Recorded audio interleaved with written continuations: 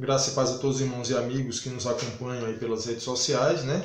Em especial os nossos irmãos e amigos do grupo Intercessores, tá? No Facebook, como também do grupo Compromisso com EBD do WhatsApp, tá? Nós estamos aqui hoje mesmo para ministrarmos a lição de número 11 da nossa revista Compromisso, essa revista aqui, ó, tá? A restauração dos livros de Esdras, Neemias e Esther. O nosso texto base da lição 11 é Neemias 10, de 28 a 29, tá? Que nos diz o seguinte: E o restante do povo, os sacerdotes, os levitas, os porteiros, os cantores, os servidores do templo, todos os que se tinham separado dos povos das terras para a lei de Deus, suas mulheres, seus filhos e suas filhas, todos os que tinham conhecimento e entendimento, firmemente aderiram a seus irmãos, os mais nobres dentre eles, e convieram num anátema e num juramento, de que andariam na lei de Deus, que foi dada pelo ministério de Moisés, servo de Deus, e de que guardariam e cumpririam todos os mandamentos do Senhor nosso Deus, e os seus juízos e os seus estatutos. Então o que é que acontece? A gente já começa a ver que houve as restaurações, né? Houve a restauração do templo, houve a restauração dos muros. Houve agora, nesse momento aqui na lição 11, um compromisso que foi assumido. Qual foi esse compromisso? De observarem a lei do Senhor, de obedecerem à voz de Deus. Então, a gente vai, no decorrer da lição, a gente vai entender melhor o que foi aqui feito, tá? A nossa introdução, eu não estou mais colocando o texto original da revista, tá? Porque assim, tem muitas pessoas que não leem, tá? Eu já coloco a introdução já resumida, nos pontos que nós vamos estudar, tá certo? Fica melhor, o slide fica menor e a gente tem uma condição mais ampla de argumentar aqui com os irmãos, tá certo? Então a nossa introdução diz o seguinte: uma relação mais profunda com as Escrituras sagradas gera compromisso com Deus. Então, isso aqui é muito simples da gente entender. Uma relação mais profunda com a Bíblia Sagrada, no nosso caso hoje, a Bíblia Sagrada, naquele tempo lá, eles tinham a Torá, né? Eles tinham os rolos, os pergaminhos. Tá? No nosso caso de hoje, a Bíblia Sagrada é com 66 livros, todos inspirados por Deus. Então, esse relacionamento com a Escritura Sagrada nos traz uma comunhão, um compromisso melhor com o nosso Deus. Por quê? Porque a partir do momento que você lê a palavra de Deus, você reconhece a Deus como Senhor e você entende que a palavra de Deus ela é viva, como ela mesma fala, mais penetrante do que a espada de dois gumes. Então você vai ter um compromisso aí melhor com a questão do nosso Deus, tá? Quem assumiu este compromisso primeiramente foram os líderes do povo, a começar por Neemias, né? Os líderes naquele tempo lá, eles tinham a alegria de dar o exemplo. Eles tinham a alegria de serem os primeiros. Por quê? Porque eles queriam dar exemplo, né? Um bom líder, ele além de ter autoridade, em primeiro lugar, ele tem de saber ser povo. Ele tem de entender que ele é parte do rebanho. Ele não é algo com excelência, ele não é algo com, vamos dizer assim, com algum mérito. Não. Ele é um servo. No nosso caso hoje, pastores. Os pastores são os líderes espirituais da igreja.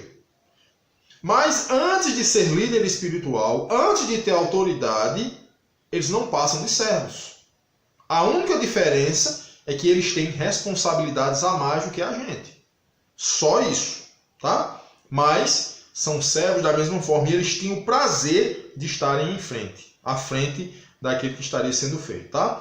Em seguida, todas as classes se comprometeram. Os sacerdotes, os levitas, os cantores, os porteiros e os servidores do templo. Então, os líderes começaram dando exemplo, iniciando esse compromisso, tá?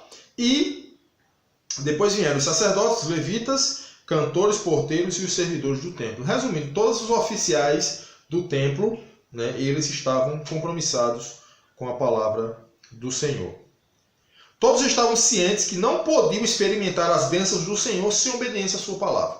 Eles estavam cientes disso e nós hoje também devemos estar cientes disso. Não se pode, tá, experimentar as bênçãos do Senhor sem primeiramente estar em obediência a Ele.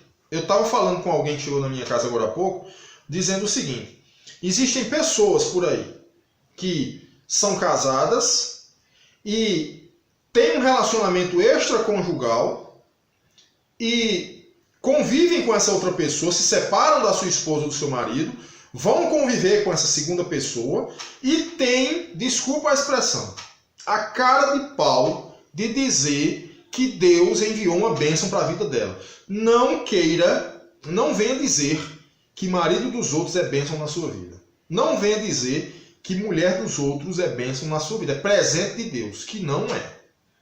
Tá, meus irmãos? A gente precisa ter essa consciência. Não tem como experimentar as bênçãos do Senhor sem obediência à sua palavra. Qual é a obediência à palavra de Deus? É você observar tudo aquilo que Jesus deixou ali. É você observar os 10 mandamentos. É você observar os livros do Velho Testamento. É você observar os livros do Novo Testamento e entender que juntando todos eles é uma Bíblia. Bíblia, na verdade, é uma coleção, é uma aglomeração de livros. No caso da Bíblia Sagrada, 66 livros. Tá? E esses 66 livros foram escritos por homens, porém, homens que foram inspirados pelo Senhor. Tá certo? Então é a palavra de Deus que está sendo ministrada, pregada, falada, ouvida, enfim. Tá? Para que possamos experimentar as bênçãos do Senhor, precisamos ter obediência à sua palavra. Reconheceram que a vida e a bênção viriam à medida que fossem submissos à palavra de Deus. Olha bem, a vida e a bênção, eles estavam conscientes que a vida deles deveria estar submissa à palavra do Senhor, aos mandamentos do Senhor, às ordenanças do Senhor. Então eles entenderam isso, tá? Que para que a bênção e a vida viessem, era necessário que eles estivessem submissos à palavra do Senhor. E muitas pessoas hoje, nos nossos dias, não querem estar submissos à vontade do nosso Deus. Não. Eles querem estar submissos à vontade de um Deus que faz a vontade deles. É diferente. Tá? Quando a palavra de Deus diz o seguinte, que o homem deve levar a sua cruz e negar-se a si mesmo, isso é uma faca penetrando nas costas do camarada. Isso é doloroso.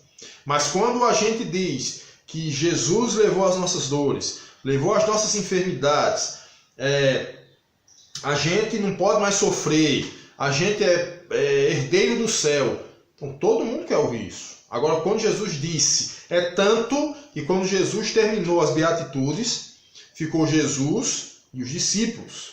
Jesus começou a dizer, bem-aventurados sois vós quando fizeres isso, bem-aventurados sois vós quando fizeres aquilo. E Jesus começou a apertar, quando ele disse, quem não beber da minha carne, quem não beber do meu sangue e não comer da minha carne, não tem parte comigo. E a Bíblia diz que foram saindo dos mais velhos até os mais jovens. Ficou Jesus e os discípulos. Pessoas não querem ouvir a verdade do Evangelho. Existem pessoas dentro da minha família, dentro da sua família, que são boas. São pessoas generosas, são pessoas caridosas, são pessoas que querem ajudar e ajudam, mas são pessoas que infelizmente estão caminhando para o inferno. Mesmo com todas essas benfeitorias. Mas uma benfeitoria sem aceitar Jesus como Salvador não vale de nada.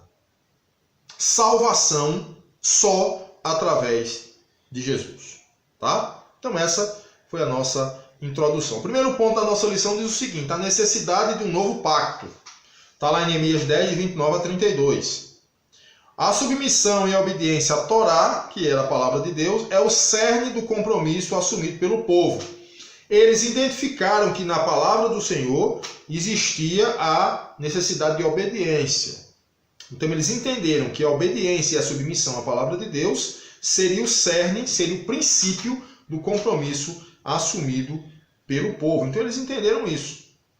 Neemias e os demais judeus decidiram. O que foi que Neemias e os demais judeus decidiram? Quem quebrasse esse compromisso fosse amaldiçoado. Na lição, na revista, tem o nome lá, anátema. Tá? Então, você vai entender que anátema significa amaldiçoado. Então, quem quebrasse esse compromisso de observar a palavra de Deus e cumpri-la, seria amaldiçoado. Viveriam pela lei de Deus, tendo por manual de regra, fé e prática. É o que a gente precisa fazer hoje. É ler a palavra de Deus, é ter a lei de Deus como regra de fé e prática. tá? Que muitos de nós não queremos ter isso. Só queremos ter as coisas boas, só queremos ter as palavras agradáveis. Mas não é só isso, é uma regra de fé e prática. É viver, a Bíblia diz que é viver pela fé, tá? Não se misturariam com povos vizinhos, não gerando aqui nenhum preconceito racial, não é isso. Apenas uma precaução para que não houvesse um afrouxamento das relações com Deus e sim a fidelidade ao seu propósito. Qual era o propósito de Deus? Por que que foi decidido que os judeus eles não teriam relacionamento com os povos vizinhos? Não era questão racial, não era um preconceito racial, não é isso. É porque Jesus, lá na frente, através da linhagem de Davi, judeu, Jesus viria. Jesus teria de vir por uma linhagem pura. Ele era judeu, então ele teria de vir por uma linhagem pura. Não de uma linhagem mista, como era, na verdade, os samaritanos. A briga dos samaritanos e dos judeus era justamente essa, porque os samaritanos eles eram irmãos dos judeus. Eram judeus, porém povos que se misturaram com outras nações. A única diferença era essa, tá? E eles não poderiam vir dos samaritanos. Por quê? Porque Jesus viria dos judeus. Teria de vir de uma linhagem pura dos judeus, cumprindo assim o propósito de fidelidade a Deus.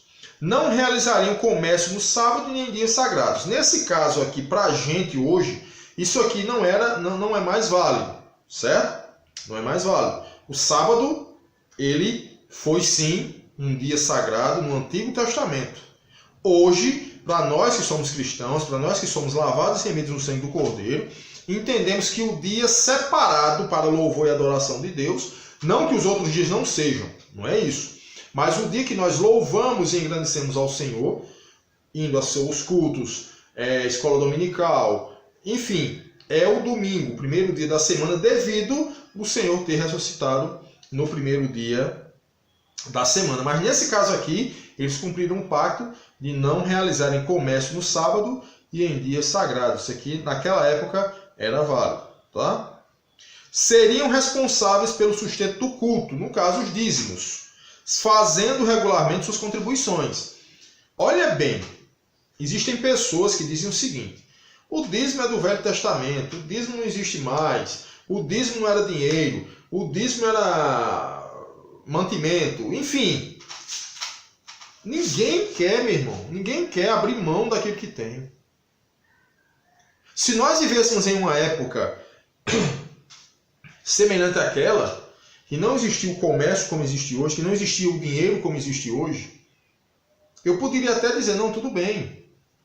Mas nós vivemos em uma época em que chamamos de capitalização, capitalismo. O que é capitalismo? Dinheiro.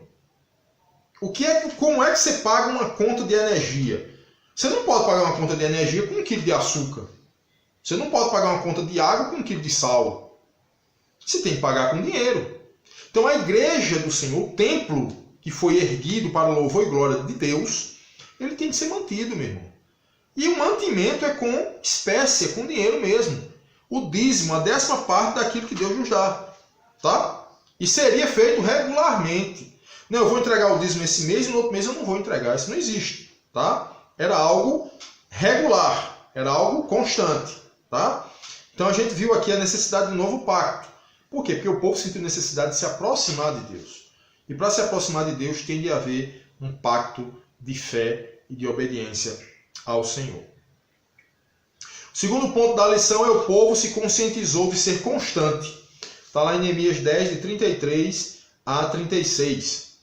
O serviço do culto necessitaria de recursos constantes, a gente falou anteriormente, no ponto 1. Né? É necessário que os serviços do culto deveriam ser constantes, os recursos. Né? Teria de ter uma entrada constante.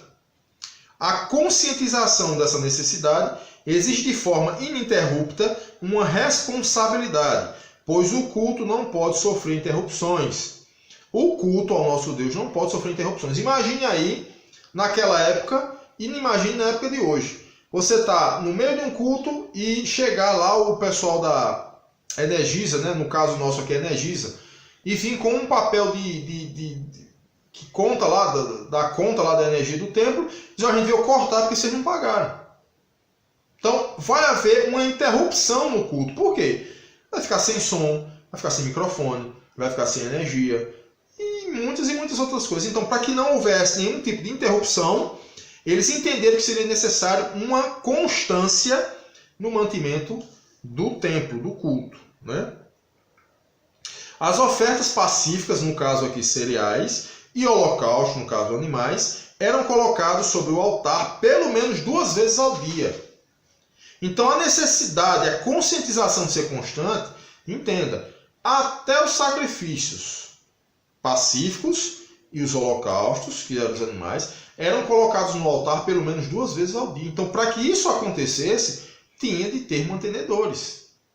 Tinha de ter pessoas que entregassem isso ao templo. Então, por isso, o povo se conscientizou de ser constante. Era necessário um mantimento ao templo constante. O fogo deveria estar sempre aceso, o fogo do altar. Por esse motivo, a necessidade de abastecimento com lenha, sendo determinado que as famílias paternas, uma vez ao ano, ficassem encarregadas de trazer a lenha para o altar, lembrando que a oferta deveria ser as primícias da terra. Olha aqui. Anualmente era escolhido famílias para que estivessem alimentando, doando lenha para o altar. O fogo não podia se apagar, tinha de ter lenha. Então tinha de ter alguém responsável por isso. Tá? Vegetais, animais e até seus filhos deveriam ser consagrados ao Senhor. Tudo era consagrado ao Senhor. A gente vê hoje pessoas dentro da igreja, os filhos nascem e as pessoas não vão consagrá-las, apresentá-las ao Senhor. Isso é muito importante mesmo. A lição aqui é que todas as ofertas e dízimos deveriam ser entregues no templo, demonstrando aqui que não podemos administrar o dízimo da forma que queremos. Deve ser entregue na casa do Senhor. Eu já encontrei algumas pessoas que disseram o seguinte: o dízimo, meu dízimo, vamos supor, seja 5 mil reais. Então esse dízimo de 5 mil reais, eu tiro 1.000, entrego à minha igreja, entrego 1.000, entrego ao vizinho, entrego 1.000, entrego a outra igreja, pego 1.000 e faço doações de cestas básicas. Meu irmão, você pode estar fazendo qualquer coisa, você pode estar fazendo uma caridade, você pode estar fazendo uma benevolência, mas não venha dizer que você está entregando o dízimo. O dízimo ele tem que ser entregue integral na igreja que você faz parte, no templo que você é membro. Tá? Não venha com essa de dizer, não, eu vou entregar X para tal igreja, não. Você não administra o dinheiro do Senhor. Você entrega. E a administração tem que ser feita pela igreja, pela casa do Senhor, pelo templo. Tá? E ponto final. Não existe meio termo nisso aí, tá? Então o povo se conscientizou de ser constante. Por quê? Porque o culto precisaria constantemente ser mantido.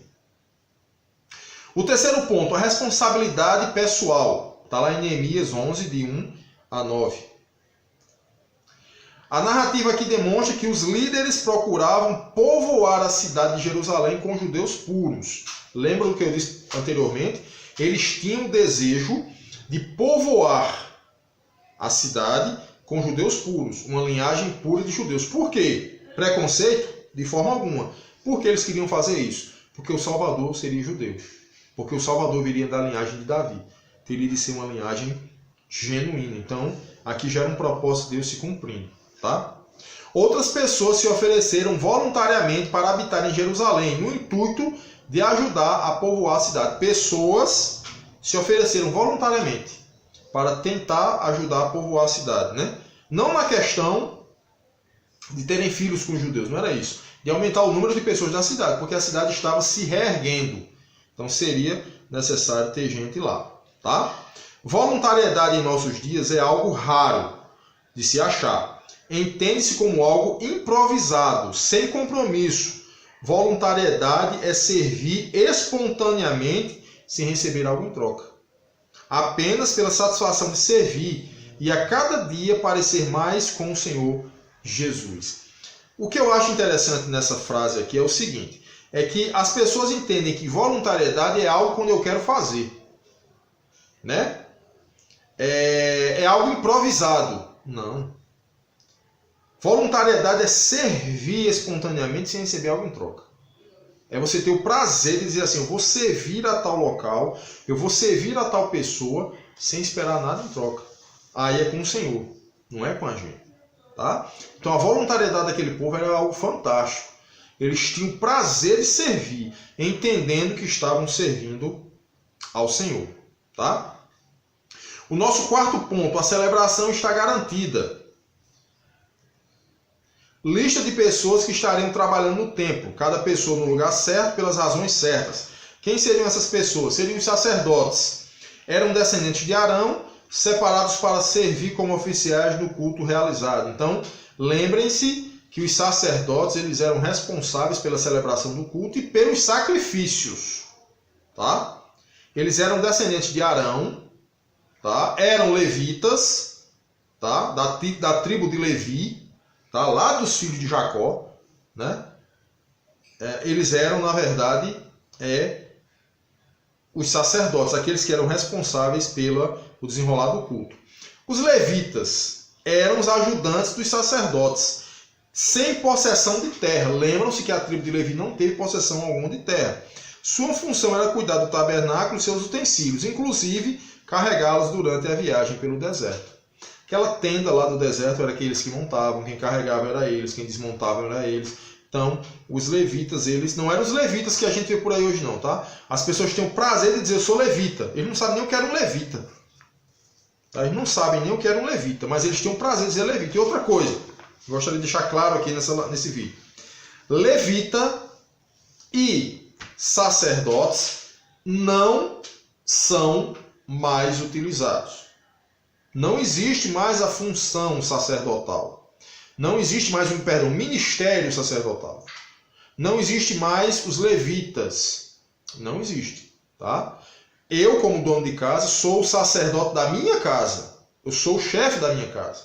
Eu sou aquele responsável pelo mantimento, pela proteção e por guiar minha casa até Deus. Isso eu sou responsável. Então, por esse motivo, eu me considero um sacerdote da minha casa. Mas o ministério sacerdotal, que era aquele que existia do sacrifício, só o sacerdote poderia entrar no templo, enfim, esse aí não existe mais. Tá? Só para deixar claro, os levitas também não.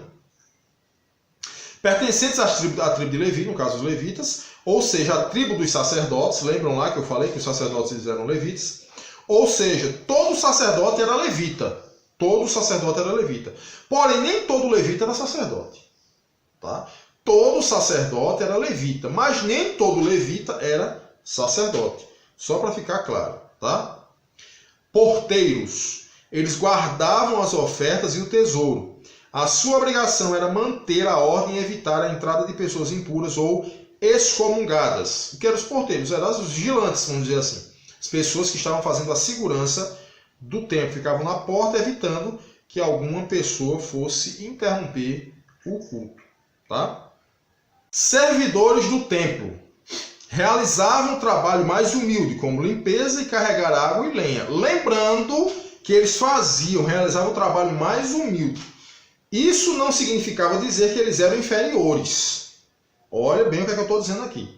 Nos nossos dias de hoje, na nossa igreja, nos nossos tempos, existem os zeladores. São servos igual a mim, igual a você. Não é porque eles arrumam, varrem a igreja, lavam a igreja, que eles são inferiores. Não é isso. Isso é um ministério dentro da igreja. Certo? Isso é um ofício diante de Deus. Tão honrado como qualquer outro. Tá certo? Então são servos da mesma forma. Não inferiores a ninguém. Os cantores eram varões levitas que estavam livres dos deveres comuns dos outros levitas, que era carregá-la, a lenha. Eles estavam livres disso aí. Montar o tabernáculo, estavam livres. Por quê? Porque eles eram cantores. A função deles era o canto, né? O louvor no templo. E a nossa conclusão de hoje.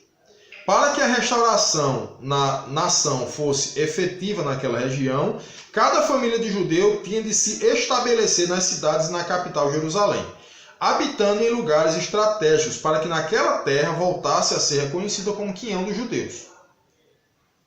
O povoamento foi fundamental para a reconstrução da vida social, econômica e política de Israel após o cativeiro babilônico. A compreensão de cada família era povoar as aldeias e cidades, dava a eles um fortalecimento e um senso muito forte de coletividade. Eles entendiam que o povoamento iria dar um senso a eles muito forte de coletividade e de fortalecimento. Cada um pensava no todo e não apenas no que era propriamente seu. As pessoas ali estavam pensando no coletivo, tá? E não no egoísmo de dizer isso aqui é meu, ou de fulano.